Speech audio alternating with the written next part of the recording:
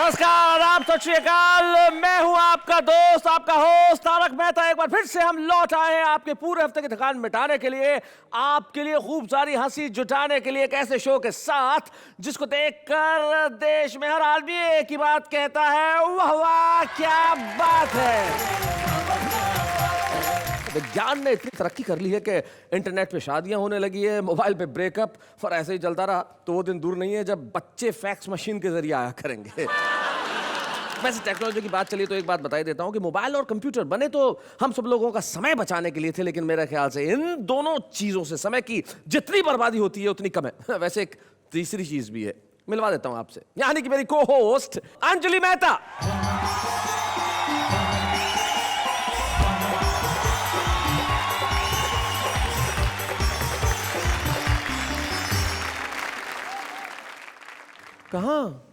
कहाँ रह गई आज? मुझे लगता है टेक्नोलॉजी का इस्तेमाल करके ही बुलाना पड़ेगा। कहाँ है भाई इसका नंबर? 98 एंटर। वाह वाह क्या बात है। ओह, आप मेरी तारीफ कर रहे हैं? नहीं, मैं शो का नाम बता रहा हूँ। वाह वाह क्या बात है, वाह वाह क्या बात है। Oops, this technology. I don't believe in technology. क्यों? किस लिए? अरे बाबा, मैं टेक्नोलॉजी को तब मानूंगी जब टेक्नोलॉजी कोई ऐसी उत्पत्ति करे जो ये बता सके कि मेरे दिमाग में क्या चल रहा है। ये तो इम्पॉसिबल है, तुम और दिमाग। इम्पॉसिबल मतलब? नहीं, मतलब ये कि मैं ये बता सकता हूँ कि आज जो हमारे कवि मित्र आ रहे हैं शो पर, वो ऐसे कंप्यूटर्स हैं जो आपके दिमाग की हार्ड डिस्क में हंसी का ऐसा सॉफ्टवेयर डाउनलोड कर देंगे कि आप सब कह उठेंगे, वाह वाह क्या बात है।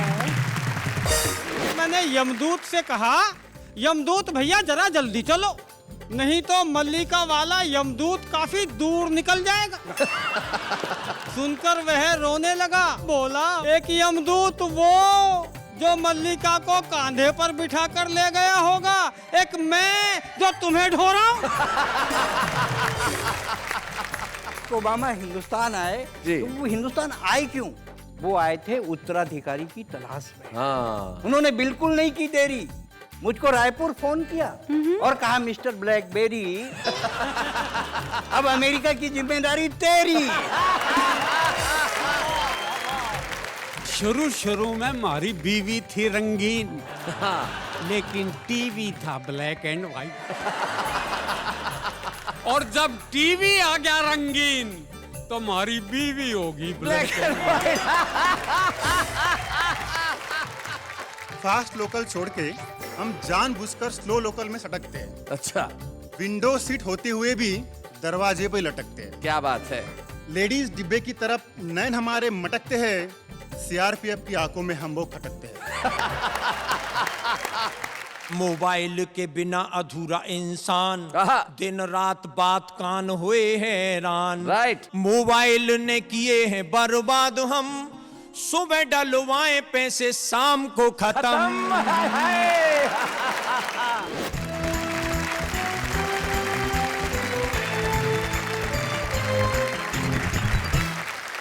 क्या बात है। हमारे साथ हमारे तीन कवि मित्र आज उपस्थित है। जैमिनी हरियाणवी जी, जिन्होंने बूढ़ा होने से इनकार कर दिया, और इनके बेटे जब इनको कहते हैं कि बाप बुजुर्ग हो गए तो ये कहते हैं बूढ़ा होगा तेरा बाप।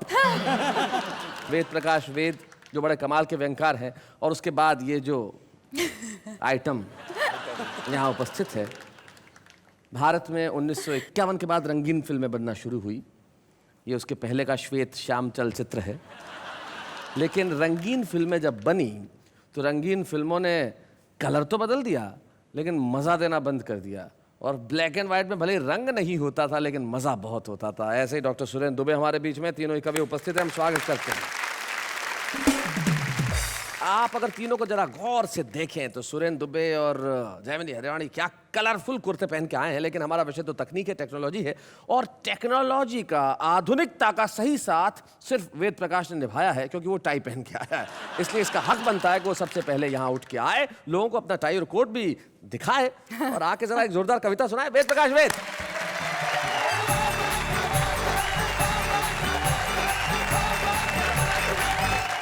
आप सबको नमस्कार करता हूँ जी। और आपको धन्यवाद देता हूँ कि मैं आपकी पहली पसंद बना। मेरी पहली पसंद में तो कोई खास बात नहीं, इनकी पहली पसंद में खास मैंने तो बात है। आपका नाम इसलिए ले लिया कि आपका भी सम्मान रह जाए। आपने बताया दुबे जी के बारे में, उनको देखकर आपको 1951 से पहली ब्लैक एंड व्हाइट फिल्में याद आई। मेरी समझ में एक बात नहीं आई, फिल्म वाले उस समय ब्लैक एंड व्हाइट में व्हाइट कहाँ से लाते थे? एक कविता मैं आपको सुनाता हूँ। हाँ भाई, और कविता का शीर्षक है मल्लिका जी स्वर्ग में। क्या बात है, क्या बात है। मल्लिका जी हाँ, स्वर्ग जी। में। जी। टेक्नोलॉजी की बातें हो रही हैं तो मैं आपको बता दूं, स्वर्ग एक ऐसी चीज़ है जहां साइंस भी किसी को जाने से नहीं रोक सकती। जी। उसकी भी लिमिटेशन है, वो भी बस आने वाले को ही रोक सकती है।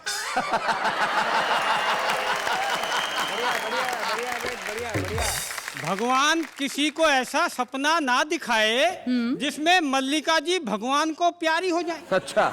पर मैंने देख लिया जनाब, और देखते ही ऐसा सदमा लगा था, यमराज को एक यमदूत इमरजेंसी में मेरे लिए भेजना पड़ा था। अच्छा।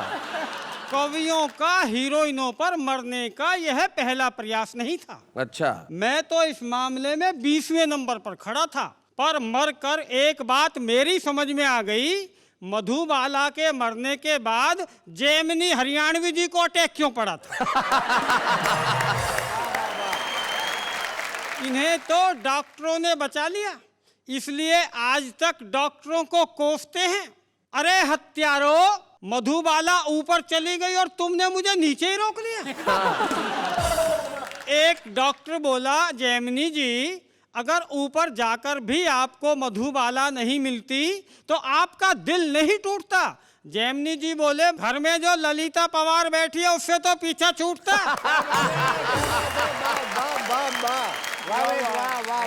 खैर मैं इस मामले को ज्यादा नहीं रोना चाहता, मधुबाला के चक्कर में अपनी मल्लिका को नहीं खोना चाहता। तो मैंने यमदूत से कहा, यमदूत भैया जरा जल्दी चलो, नहीं तो मल्लिका वाला यमदूत काफी दूर निकल जाएगा। सुनकर वह रोने लगा। मैंने कारण पूछा तो बोला, अपने मुकद्दर को रो रहा हूँ। एक यमदूत वो जो मल्लिका को कांधे पर बिठा कर ले गया होगा, एक मैं जो तुम्हें ढो रहा हूँ। खैर किसी तरह यमपुरी आई जी। तो पता लगा वहां भी हाहाकार था। अच्छा। वो यमदूत मल्लिका को लेकर फरार था। यमराज की सारी टीम माथे पे हाथ धरी बैठी थी, सबकी नानी मरी बैठी थी।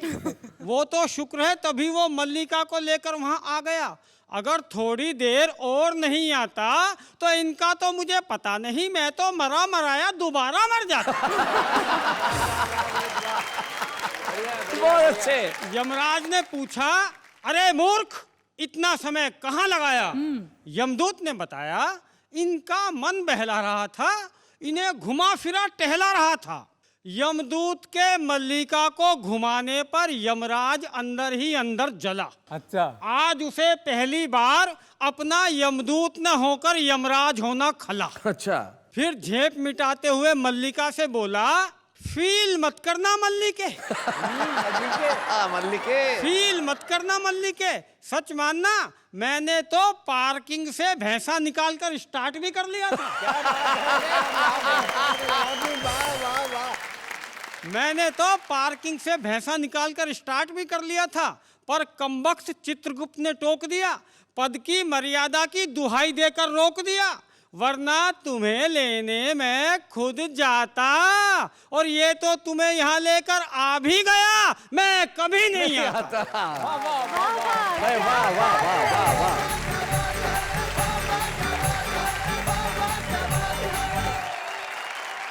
वेद प्रकाश, आपने अपनी कविता में कुछ कमाल की बातें की। ये टेक्नोलॉजी का ही कमाल है कि भैंसा भी स्टार्ट हो सकता है।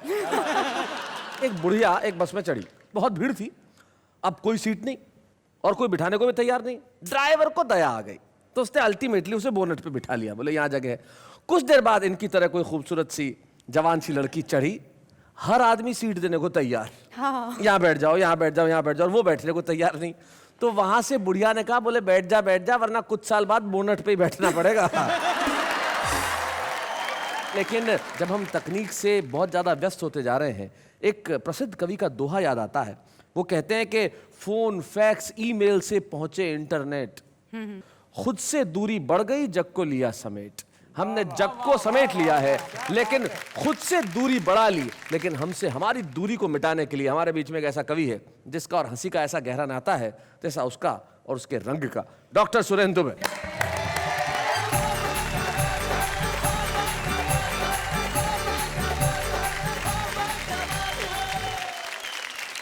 टेक्नोलॉजी की जब बात चलती है, लादेन मरा तो मैं बहुत टेंशन में आ गया। जी। ये लादेन मरा कैसे? हाँ, मैंने आपको टेलीफोन लगाया, आपको याद बिल्कुल होगा। याद है, मुझे याद है। शैलेश भाई ने बताया कि ओबामा के पास सैटेलाइट है, वो अमेरिका में बैठे बैठे देख सकता है किस देश के, किस शहर के, किस गांव के, किस घर के, किस कमरे में कौन आदमी क्या कर रहा है। तब से ना मैं नहा सक रहा हूं। बहुत अच्छे। यहाँ स्नान करे गरीब सुदामा और वहां हुस्न का दीदार करे ओबामा। जब ओबामा हिंदुस्तान आए तो वो हिंदुस्तान आए क्यों? वो आए थे उत्तराधिकारी की तलाश में। हाँ। उन्होंने बिल्कुल नहीं की देरी, मुझको रायपुर फोन किया और कहा मिस्टर ब्लैकबेरी अब अमेरिका की जिम्मेदारी तेरी। वाह वाह, क्या बात है दुबे जी। ये टेक्नोलॉजी से हम बहुत परेशान हैं, क्या बताएं। पहली बार जब हवाई जहाज में बैठे, बहुत देर तक प्लेन सड़क में चलता है, हाँ। जिसको ये रनवे बोलते हैं। हमको तो लगा कि ठग दिया। हाँ। हमने एयर होस्टेस को बुलाया और कहा भौजी, बाबूजी, प्रदेश का मामला इज्जत से बात बाबूजी भाई बहुत अच्छे। हमने तो एयर होस्टेस को बुलाया और कहा भौजी पैसा हवाई जहाज का लिए हैं, सड़के सड़क ले जा रहे हैं। बोले नहीं, ये रनवे है, थोड़ी देर बाद उड़ेगा। थोड़ी देर बाद हवाई जहाज उड़ा। हमको लगा कि वो उड़ गया। हम एक दूसरा एयर होस्टेस बुलाया, कहा काकी। काकी, उसका उम्र ज्यादा था ना, मतलब इतने इनके ऊपर बराबर में। की थी। हाँ, इन्हीं के दुबे आसपास। जी सच बताइए। अभी इनके सामने सच है, बाद में झूठ है। हमने कहा काकी देखिए हवाई जहाज कितने ऊपर में उड़ रहा है, आदमी चींटी के समान दिख रहा है। बोले नहीं, चींटी ही है, हवाई जहाज उड़ा ही नहीं। जब ऊपर पहुंचे, टेक्नोलॉजी ने फिर हमको फंसाया जी। फिर हमने आपसे सवाल किया, आपको याद होगा। बिल्कुल याद ये है। हवाई जहाज में जब बैठते हैं तो ये पट्टा क्यों बांध देते हैं? बोले इसलिए कि अगर दुर्घटना हो जाए तो कोई भाग ना पाए। बहुत अच्छे। ये दिक्कत है भाई साहब जी। जब हम अमेरिका जा रहे थे कार्यक्रम करने, अनाउंस हुआ मौसम खराब है, कमर की पट्टी बांध लो, प्लेन गिर सकता है। ये सब अपना रुपया बांधने लगे, डॉलर बांधने लगे और कवित्रियां अपना ज्वेलरी बांधने लगी। मैंने कहा कर क्या रहे हो? बोले लोग हमको खोजेंगे, बचाएंगे। मैंने कहा कभी पहली बार बैठे क्या हवाई जहाज में? लोग मेरे को खोजेंगे। मालूम है आपको कि जब हवाई जहाज क्रश होता है, गिरता है, सबसे पहले ब्लैक बॉक्स खोजा जाता है। बहुत अच्छे, बहुत बढ़िया। वाह वाह। अब हम अमेरिका पहुंचे, ये तो हमारे करता धरता थे। स्विमिंग पूल में बोलते हैं भाई साहब नहा लो आज तो आप। आज तो नहा लो। हाँ, आज तो नहा लो। नहाने लगे, सब लड़के लड़कियां बाहर निकल गए। हाँ? हमने कहा क्यों भाई, आपसे बड़े कपड़े तो मैं पहना हूं। बोले नहीं जी, आपका रंग छूट रहा है। क्या बात है। पेट पर कुर्सियां, पीठ पर मेज है, माफ कीजिए रुकावट के लिए खेद है। कॉलेज की एक छात्रा को एक लड़के ने आंख मारी, लड़की ने गुस्से में सैंडल उतारी और फिर पहन ली। गुस्से में सैंडल उतारी और फिर पहन ली। हमने कहा लक्ष्मीबाई की बहन, आपने कैसे कर लिया सहन? अरे कमीने को मजा चखाती, 151 तो नहीं 34 में बंद करवाती। कविराज आप नौसिखिए हैं, ये लड़का बहुत ट्रेंड है। मारू तो कैसे मारू, यही तो मेरा बॉयफ्रेंड है। हाय हाय हाय हाय। मारू तो कैसे मारू, हाँ, यही तो मेरा बॉयफ्रेंड है। मैं समझ गया मेरी रफ्तार बहुत धीमी है और शिक्षा पद्धति बहुत तेज है, माफ कीजिए रुकावट के लिए खेद है। क्या पेट बात पर कुर्सियां, पीठ पर मेज है। वाह वाह वाह वाह। इसके पहले जब बार्सिलोना में ओलंपिक हुआ जी। हिंदुस्तान और जर्मनी के बीच हॉकी हुई और 4 पेनल्टी कॉर्नर हिंदुस्तान को मिले। जी। हमारे देश के बहादुर खिलाड़ियों ने एक भी गोल नहीं किया। जी। मुझे बहुत प्रसन्नता हुई हाँ। कि ये हमारे सिपाही हैं। तब मैंने एक कविता लिखी, कुछ पंक्तियां रखता जी। हूँ। टेक्नोलॉजी मतलब आप सीधा ओलंपिक का सीधा प्रसारण कर रहे हैं। कि खौलते तेल में मैं कब से खौल रहा हूँ, मैं सुरेंद्र दुबे बार्सिलोना से बोल रहा हूँ। अच्छा। Oh, running commentary of hockey from Barcelona, live telecast of hockey, India versus Germany, women versus man. Women versus man. मैं देख रहा हूँ वातावरण में ठंडक, मौसम साफ है, लगता है हॉकी में हमारे 2-4 बाप हैं। भारतीय खिलाड़ी मैदान में सरपट भाग रहे हैं, कुछ सो रहे हैं, कुछ जाग रहे हैं। बॉल सेंटर फॉरवर्ड में जर्मनी के खिलाड़ी के पास। भारतीय खिलाड़ी ने चिल्लाकर कहा, पत्नी भी आई है साथ, इज्जत का सवाल है बाप, एक गोल बनाने दे। इज्जत का सवाल है बाप, एक गोल बनाने दे। सभी ने मिलकर भगवान को मनाया और भगवान ने एक पेनल्टी कॉर्नर दिलाया बॉल भारतीय खिलाड़ी के पास। और भारतीय खिलाड़ी ने जैसे ही पेनल्टी कॉर्नर को गोल में तब्दील करने की हिम्मत जुटाई, एक लड़की चिल्लाई, हाय। भारतीय खिलाड़ी ने कहा, हाय, अब बॉल इधर जाए या उधर जाए। मैं देख रहा हूं स्टेडियम के कोने कोने दर्शकों से खचाखच भर रहे हैं। हॉकी के छोर से भारतीय खिलाड़ी मार्केट में शॉपिंग कर रहे हैं। Ball in right half Germany के खिलाड़ी के पास, सिर्फ स्टिक बचा है भारतीय खिलाड़ी के पास, उसी को घुसा दिया।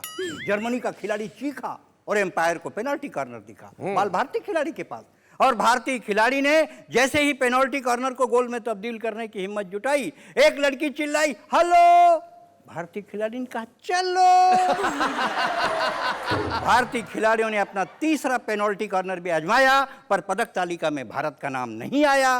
भारतीय खिलाड़ी खेल भावना से खेल रहे हैं, राणा सांगा की औलाद हैं, इसलिए 36 घाव झेल रहे हैं। क्या बात है। उन्हें विश्वास है ये गर्दिश भरे दिन कभी तो बीतेंगे और जब ओलंपिक में 3 देश हिस्सा लेंगे, एक पदक वो भी जीतेंगे। क्या बात है, वाह वाह, बहुत अच्छा।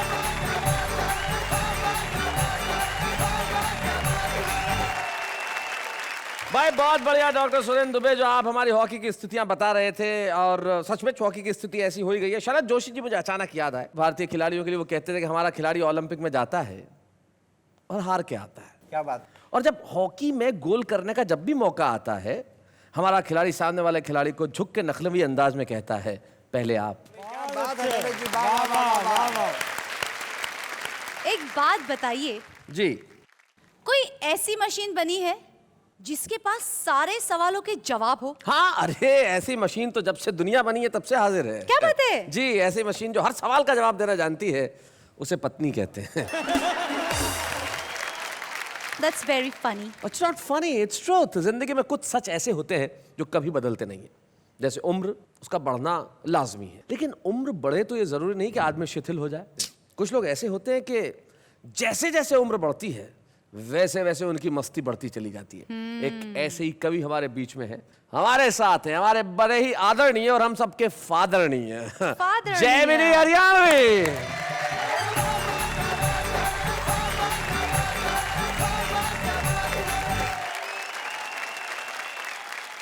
भाई मैं टेक्नोलॉजी की बात कर रहा था।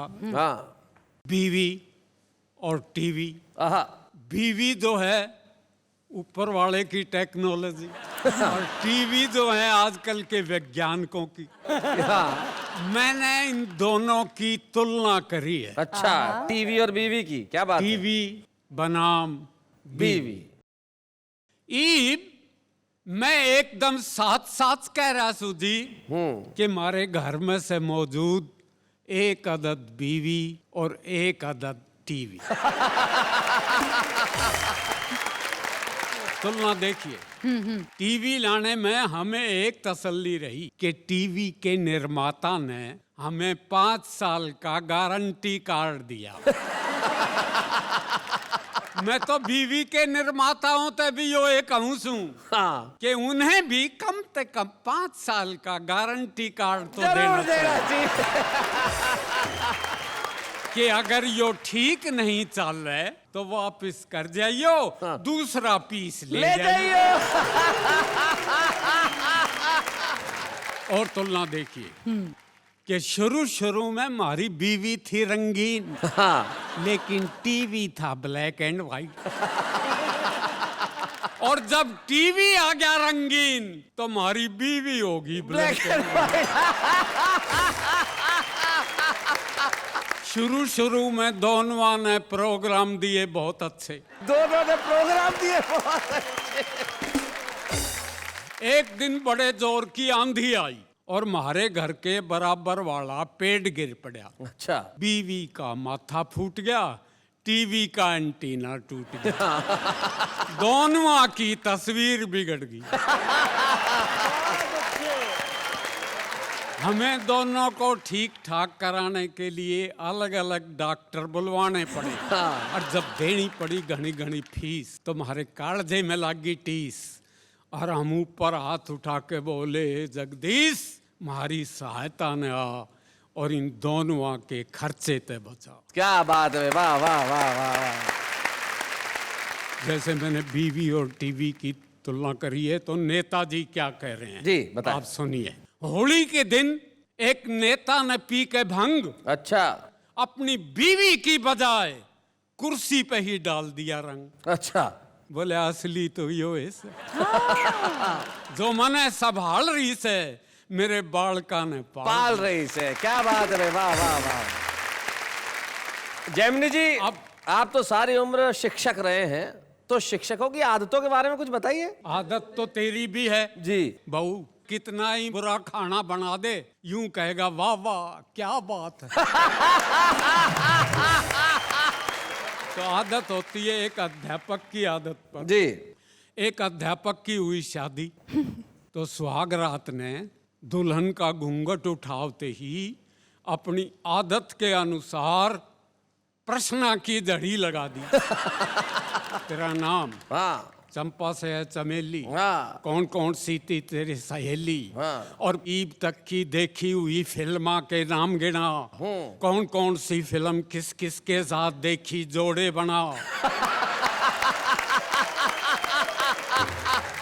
अब सुनते ही ये ढेर सारे सवाल, बेचारी दुल्हन का हो गया बुरा हाल। अपनी आदत के अनुसार उसका हौसला बढ़ाते हुए, उसकी कमर थपथपाते हुए अध्यापक बोला, घबरा मत, हिम्मत से काम ले, किन्हीं 5 प्रश्न का उत्तर दे। और भाई अब मैं शादी के ऊपर एक गजल सुनाना चाहता हूँ। जी, गजल के कुछ शेर सुनाएं। शादी 2 महाकाव्यों को आपस में जोड़ती है, पिरोती है। हाँ। शादी से पहले रामायण और बाद में महाभारत होती। ब्याह तय गड़बड़ी हो गई, खाट मेरी खड़ी हो गई। ढोर कंगने की ऐसी बंधी, हाय रे हथकड़ी हो गई। क्या बात है, बहुत अच्छे। हम कहें हम तो सूली चढ़े, हम कहें हम तो सूली चढ़े, वो कहें घुड़ चढ़ी हो गई। क्या बात है, बहुत अच्छे विवाह। ऐसी वरमाला पहरी के इब आंसुओं की लड़ी हो। क्या बात है, वाह वाह वाह। 15-20 साल के बाद दिन में तारे दिखाई दिए, आंख कितनी बड़ी हो गई। क्या बात है। शक्ल पे 12 बजने लगे, शक्ल पे 12 बजने लगे, शक्ल मेरी घड़ी घड़ी हो गई। क्या बात है।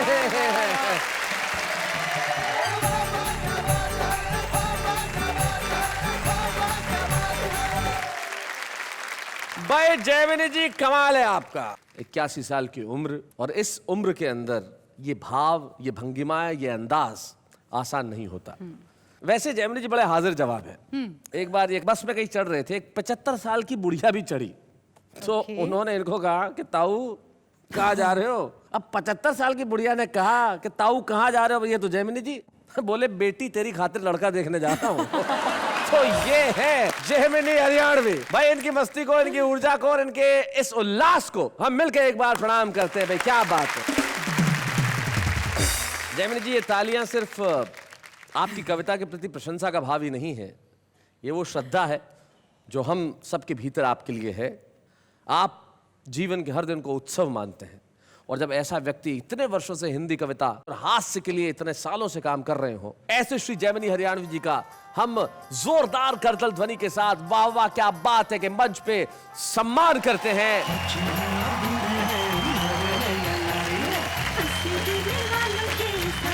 दुनिया भारी है, कविता सुनाने वाले अब सबके साथ है। बाबा क्या बात है, बाबा क्या बात है। जेमिनी सर, जनरली हमारे मंच पे जब हम किसी का सम्मान करते हैं तो उनके परिवार वालों में से कोई यहाँ उपस्थित रहता है। आपके परिवार से कौन आया है? मेरा बेटा आया है। तो बुलाइए उन्हें, कहाँ है? हाँ। अरे ये शैलेश मेरा बेटा। ओ, ये तारक आपके बेटे हैं।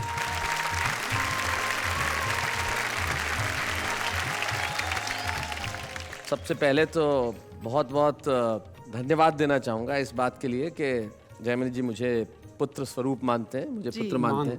ये एक ऐसा हमारा अटूट रिश्ता है। मैं चाहता हूँ कि जयमिनी जी शतायु हों और आज 81 वर्ष की उम्र में जिस तरह हमने इनका सम्मान किया है, जब ये 100 वर्ष के हों तब भी हम वाह क्या बात है कि मंच पे इन्हें बुलाएं, इनसे कविताएं सुने और इनका सम्मान करें। ऐसा ही होगा। क्या बात है। एक मकबूल शायर का सिर्फ एक शेर मुझे याद आता है। वो कहते हैं कि हम सायादार पेड़ जमाने के काम आए, सूखने लगे तो जलाने के काम आए।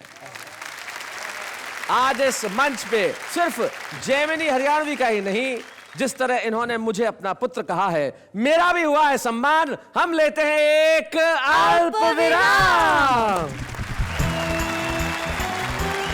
स्वागत, वेलकम, खैर मकदम उस कार्यक्रम में जिसका नाम है वाह क्या बात है।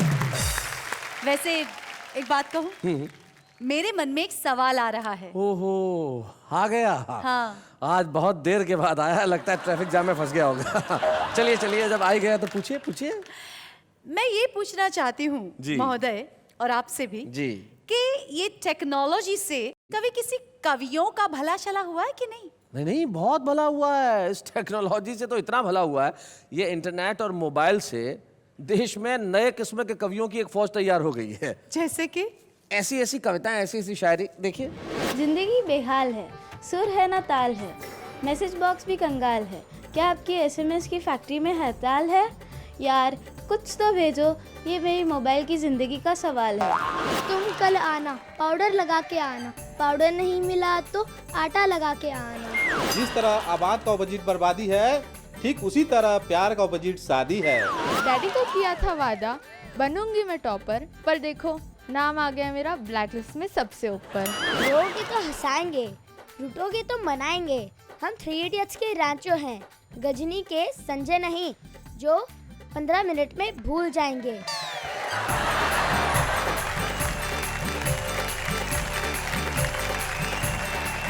भाई हमारे कवि मित्रों, है कि नहीं ये नए किस्म के कवियों की फौज? ये जो मोबाइल पे एसएमएस पढ़ पढ़ के जो कवि बन गए हैं, क्या बोलते हैं दुबे जी?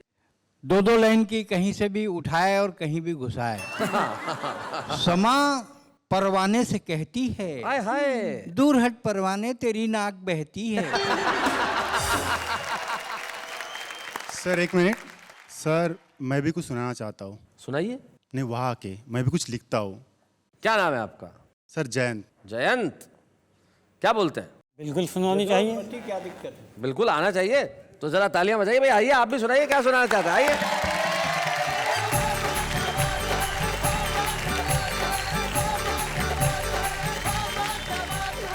स्वागत है आपका इस मंच पे। सबसे पहले तो मैं आपको बधाई देना चाहता हूं कि देखिए आपने इच्छा प्रकट की और आप कविता पढ़ने के लिए यहाँ आ गए। जयंत, कहाँ रहते हैं आप जयंत? सर मैं मुंबई में रहता हूँ। मुंबई में रहते हैं, क्या बात है। और हिंदी में कविताएं लिखते हैं? हाँ सर, मेरी मदर टंग तो मराठी है जी, लेकिन मैं लिखता हूँ हिंदी में। क्या बात है। यही इस देश की सबसे बड़ी विशेषता है, ये जो भाषाएं हमें जोड़ने का काम करती है, जिसका एक उदाहरण आप हैं। आपसे अनुरोध करता हूं कि आइए कविता सुनाइए। कविता सुनाने के पहले मैं कुछ बताना चाहता हूँ कि मुंबई में लोकल ट्रेन तो काफ़ी मशहूर है जी। तो जब लोकल ट्रेन में एक अनाउंसमेंट होती है अगले स्टेशन के बारे में, अगर अगला स्टेशन दादर है तो 3 भाषाओं में अनाउंसमेंट होती है, जैसे कि पुडील स्टेशन दादर, अगला station Dadar, next station Dadar. Hindi, Marathi, English तीनों में अनाउंसमेंट, तीनों भाषाओं में ये होता जी। है। तो कविता का शीर्षक है पुडील स्टेशन प्यार, अगला स्टेशन प्यार, नेक्स्ट स्टेशन प्यार। प्रवासी कृपया ध्यान दें, अब तो 4 महीने पहले ही आप रेल का टिकट कटा सकते हैं, नहीं तो 100 रुपए देकर टीसी को भी पटा सकते हैं। बहुत अच्छे। 100 रुपए देकर टीसी को भी पटा सकते हैं, लेकिन अब तक न हमें कोई पटी जिंदगी प्रतीक्षालय में कटी। हम तो कभी वेटिंग लिस्ट, कभी आरएसी, तो हमारे आगे लंबी सी कतार है। अपना तो बस पुडील स्टेशन प्यार, अगला स्टेशन प्यार, नेक्स्ट स्टेशन प्यार। भाई वाह वाह वाह वाह वाह। तो शैलेश जी, जी फास्ट लोकल छोड़ के हम जानबूझकर स्लो लोकल में सटकते हैं। जी विंडो सीट होते हुए भी दरवाजे पे लटकते हैं। क्या बात है। लेडीज डिब्बे की तरफ नैन हमारे मटकते हैं, सीआरपीएफ की आंखों में हम वो खटकते हैं। लेडीज डिब्बे की तरफ नैन हमारे मटकते हैं, सीआरपीएफ की आंखों में हम बहुत खटकते हैं। पटरी तो क्रॉस ने की, फिर क्यों भरे हम फाइन? अरे भाई बख्शीश भी दूंगा, लेकिन पहले क्लियर तो होने दे लाइन। अरे भाई हमें तो बस एक ग्रीन सिग्नल का इंतजार है। अपना तो बस पुडील स्टेशन प्यार, अगला स्टेशन प्यार, नेक्स्ट स्टेशन प्यार। Very well effort, good. आगे की जो पंक्तियां है ये आज की जनरेशन के लिए है, आपके लिए भी। आपके लिए भी है, मतलब आज की जनरेशन के लिए तो है, आपके लिए भी है। बिना अनाउंसमेंट के 2 ट्रेन एक ही पटरी पे चली आती है जी। प्लेटफॉर्म नंबर 4 की गाड़ी प्लेटफॉर्म नंबर 3 पे चली जाती है। लेकिन हमारा प्लेटफॉर्म तो बरसों से खाली पड़ा है। गरम मसाला चाय वाला कब से केटली लेके खड़ा है। लेकिन उसे पता है, इज वेरी ऑप्टिमिस्टिक। लेकिन उसे पता है अंधेरी स्टेशन पे ट्रेन रुकी नहीं तो कोई बात नहीं, अंतिम स्टेशन तो विरार है। अपना तो बस पुडील स्टेशन प्यार, अगला स्टेशन प्यार, नेक्स्ट स्टेशन प्यार। जयंत बहुत बढ़िया, आपको बहुत बहुत बधाई इस बात के लिए कि आपने प्रयास किया। जीवन में सबसे बड़ी चीज होती है प्रयास। आपने कविता लिखी, प्रयास किया और एक अनूठे ढंग से उस कविता को पढ़ा। हम आपको बधाई देना चाहते हैं Jayant. Thank you very much for coming here. Thank you so very much Jayant.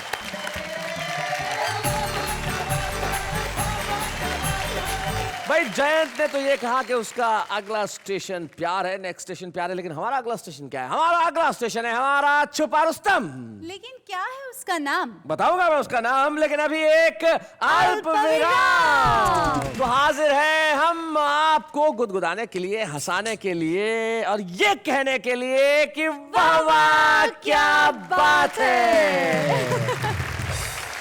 शैलेशी जी क्या बात है?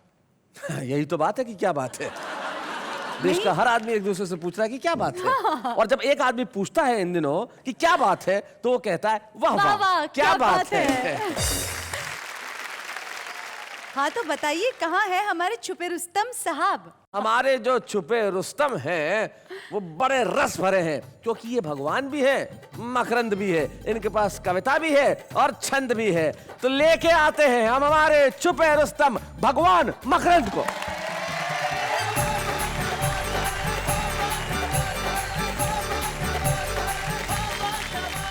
भगवान मकरंद, कहाँ रहते हैं आप? कामा भरतपुर। क्या करते हैं आप वहाँ? मैं एक शिक्षक हूँ। क्या पढ़ाते हैं?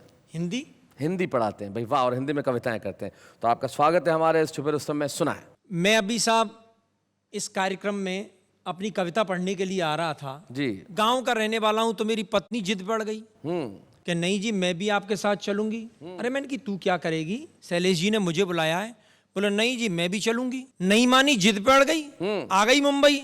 लेकिन जब उसने मुंबई के हालचाल को देखा तो वो शैलेश जी क्या कह रही है, उसी के शब्दों में एक गांव की ठेठ महिला मुंबई के हालचाल देखकर क्या कह रही है, यहां से मेरा गीत शुरू। सुनाइए। निराले हैं मुंबई के खेल, और सड़क पर मच रही रेलम पेल, और कुचल के मैं मर जाऊंगी, भूले से भी कभी न अब मुंबई को आऊंगी। निराले हैं मुंबई के खेल। और क्या हाल बता रही है मुंबई के जी, कि सब कुछ खुल्लम खुल्ला, औरत के सिर पर ना पल्ला, और लल्ला दिया गोद आया के खिला रही है पिल्ला। पकड़ के एक दूजे का हाथ, और जा रही जाने किसके साथ, न ऐसी मैं बन पाऊंगी, घुंघटा उठा जुहू पे फोटो ना खिंचवाऊंगी। निराले हैं मुंबई के खेल। स्वीट वाला। और क्या बता रही है साहब निराला जी। मुंबई का कि लड़का लड़की डाल हाथ में हाथ दिखाए तन को जी। और बूढ़े बड़े कोई ना रोके कोई न टोके इनको। आज जो मिले तो हो गया प्यार और कल जो मिले हुई तकरार और करें छुप छुप के झूठा प्यार। अरे जो खुल जावे पोल जेब में है राखी तैयार। निराले मुंबई के खेल। और क्या कह रही है साहब मुंबई में आके कि एक से ऊपर एक बनाए हैं मकान बादल में। एक के ऊपर एक बादल में बनाए हैं मकान बादल में। और कैसे रहूं बिना पड़ोसिन है जाऊं पागल में। कोई ना किसी से बतराए न मन की सुने न सुनाए। अरे बाल किससे गुथवाऊंगी। क्या बात है भाई, वाह वाह। और इससे भी बड़ी बात आ रही है शैलेश जी, देखना एक गांव की महिला क्या कहना चाह रही है कि बाल किससे गुथवाऊंगी और नाम पिया को हाथ पे यहाँ कैसे गुदवाऊंगी। मुंबई के खेल। क्या बात है, वाह वाह। और शैलेश जी आप टेक्नोलॉजी की बात कर रहे थे बहुत देर से, तो मेरा भी मन है कि इस जो टेक्नोलॉजी है आज की मॉडर्न टेक्नोलॉजी, इस पे कुछ बात कहना चाहता हूं। सुना है। आप तो कह रहे थे टेक्नोलॉजी टेक्नोलॉजी, लेकिन साहब ये टेक्नोलॉजी बीमारी है। देखें क्या बीमारी है कि लगी नई नई बीमारी आई है आफत भारी। कैसे छुड़ाएं पीछा यार हम। क्या बीमारी है कि मोबाइल के बिना अधूरा इंसान। दिन रात बात कान हुए हैरान। मोबाइल ने किए हैं बर्बाद हम। सुबह डलवाए पैसे शाम को खत्म। चाहे जहां कर दे हल्ला लगा रहे संग पुछल्ला। अरे कैसे छुड़ाएं पीछा यार हम। क्या बात है। लगी नई नई बीमारी आई है आफत भारी। कैसे छुड़ाएं पीछा यार हम। और एक और बिल्कुल मॉडर्न टेक्नोलॉजी जी का कंप्यूटर करे आदमी का सब काम। धरती पे आदमी का रहा बस नाम। वाह वाह वाह। कंप्यूटर पे ही लड़का लड़की करे प्यार। कंप्यूटर पे ही लड़की चुने भरता। अरे बिना कंप्यूटर भैया पार हो कैसे नैया। कैसे छुड़ाएं पीछा यार हम। क्या बात है भाई, वाह वाह वाह भाई, बहुत बढ़िया। भगवान मकरंद आज आपको सुन के वाह वाह क्या बात है, बहुत खुश है। और आज हम चाहते हैं एक प्रोत्साहन के रूप में हम आपको एक कलम यहाँ प्रदान करें। क्या बात। जोरदार तालियां भगवान मकरंद के लिए।